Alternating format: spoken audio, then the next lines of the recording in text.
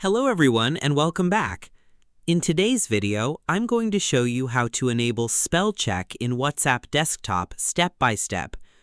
If you want WhatsApp to automatically detect spelling mistakes while you're typing, you can turn on the built-in spell checker from the chat settings.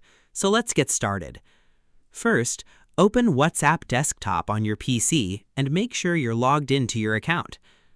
Once you're on the main screen, click on the Settings icon in the bottom left corner.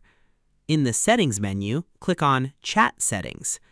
Here you'll find several options related to your chat experience and appearance. Scroll down until you find the Spell Checker option. Click the toggle switch next to Spell Checker to turn it on. Once enabled, WhatsApp will automatically underline misspelled words as you type messages. If you notice a spelling mistake, simply right-click on the underlined word to view suggested corrections. Select the correct spelling from the list, and WhatsApp will replace the word instantly.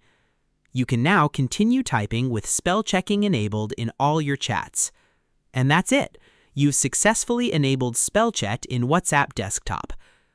Thanks for watching this video.